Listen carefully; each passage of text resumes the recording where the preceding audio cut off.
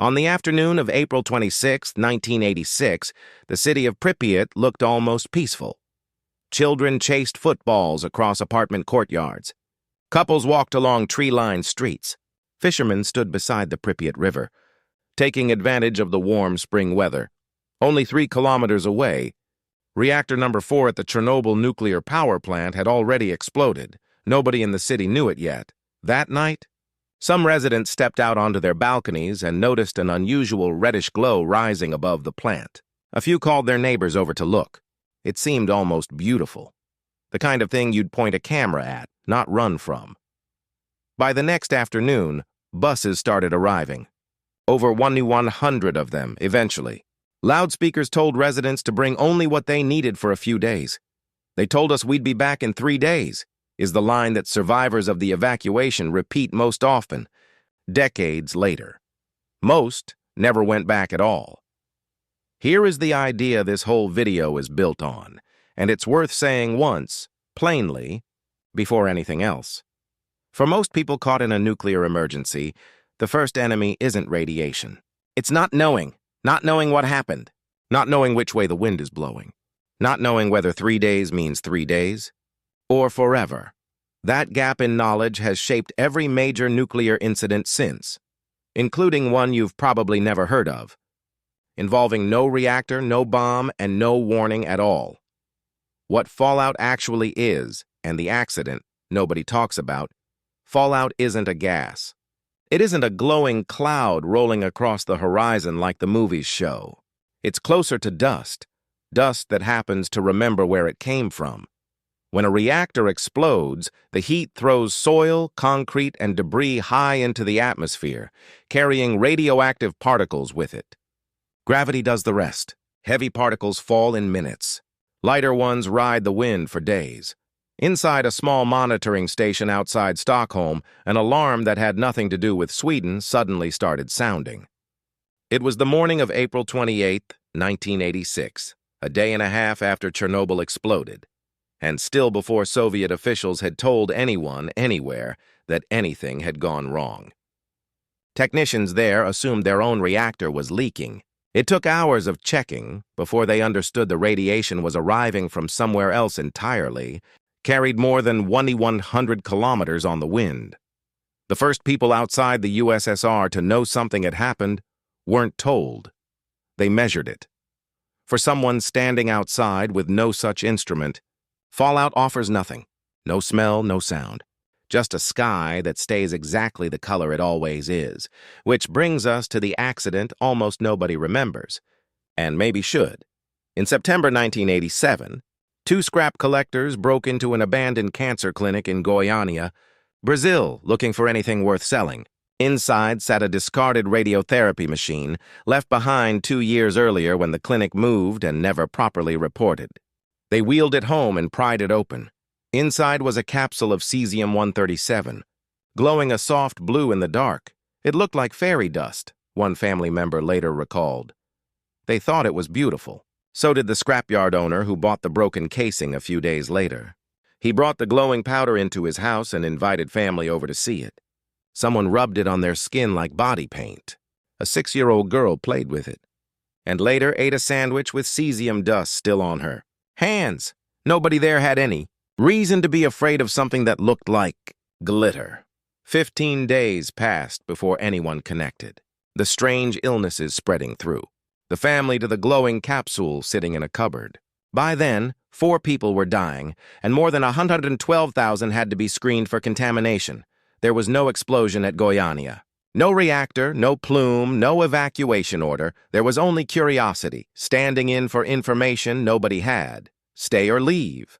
Once an alert reaches someone's phone, one question drowns out every other thought. Should we get out now?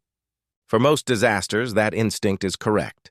For a nuclear incident, it can be exactly backwards. After the earthquake and tsunami disabled cooling systems at Fukushima Daiichi in March 2011, Japanese authorities didn't issue one evacuation order. They issued a sequence, 2 kilometers, then 3, then 10, expanding to 20 kilometers within 4 days as better readings came in. Close to 200,000 people were eventually relocated. To a television audience, each new radius looked like proof officials had underestimated the danger the first time. To the people issuing them, it meant the opposite. A guess had just been replaced with a measurement. For a moment, put yourself in the car of someone driving directly into a plume they can't see, because the road out looked more like safety than the walls around them. That's the whole story of a nuclear evacuation gone wrong. For many people outside the immediate danger zone, the first threat isn't radiation. It's making the wrong decision before anyone knows where the danger actually is. Not all shelter is equal. Telling someone to go inside is shorthand for something far more specific. And it comes down to one word: mass. Every wall between a person and radioactive material absorbs some of what's trying to pass through it. Concrete beats wood. Earth beats concrete. This wasn't theory for the liquidators sent into Chernobyl's reactor building in the days after the explosion. Photographs from the cleanup, now archived in Ukrainian state records, show men in aprons that barely covered a torso. Working corridors where a colleague standing one room away, behind a slightly thicker wall, absorbed a fraction of the dose. One wall. That was the difference between going home and not. According to FEMA's planning guidance for radiological shelters, this is measured with something called a protection factor. A PF of 10 cuts exposure to a tenth of what it would be outside. FEMA recommends seeking a PF of 40 or higher, a basement, or the innermost room of a solid building. Not a car. Not a seat by the window. Hollywood sells nuclear survival as a race to a hidden bunker. Chernobyl's liquidators learned the real version the hard way. Get mass between yourself and the outside. Stay there. The myth machine. Every nuclear incident produces a second disaster running in parallel. One made entirely of bad information. 3 Mile Island is the clearest case, because remarkably little radiation actually leaked there. The NRC later calculated the average nearby resident absorbed about 1 millirem, roughly a sixth of a chest X-ray. Nobody was ever confirmed harmed by the radiation itself. And yet that week, Pennsylvania front pages ran the word meltdown in the biggest type they had. A misread helicopter measurement and a few hours of conflicting statements were enough. Within 4 days, some 140,000 people had left the wider area, far more than anyone had asked them to. Nobody photographed the actual radiation. Everybody photographed the fear. The myth outlived the accident, too. After Fukushima, pharmacies from China to the United States sold out of iodine products, some people drinking disinfectant solutions in the belief it would protect them. According to the CDC, potassium iodide protects exactly one organ, the thyroid, from exactly one hazard, and only at the right dose, at the right time. It does nothing for the rest of the body, and taking it blind can cause its own harm. Radiation moves at the speed of wind. Rumors move faster. What actually happened? 4 accidents. 4 completely different amounts of radiation released. At Chernobyl, the danger was severe, and the response, evacuating tens of thousands within a day, matched it. At Goiânia, there was no danger anyone could see at all, and the response was silence for 15 days, until it was too late for 4 people. At 3 Mile Island, the actual danger was almost nothing, and the response was 140,000 people fleeing anyway.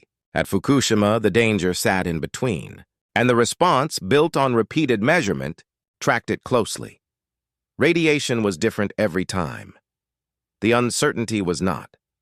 That's the only pattern worth carrying out of this video. Not a protection factor number, not a supply checklist, just this. The size of the actual danger and the size of the human reaction rarely match on their own. What decides whether they do is whether people had real information and the patience to wait for it before they moved. History has already shown us what nuclear fallout looks like. It rarely begins with chaos. It begins quietly, with a family opening a window, a child picking up something that sparkles, a driver choosing the wrong road, someone believing a rumor instead of a measurement. The radiation eventually fades. The consequences of those ordinary decisions often don't.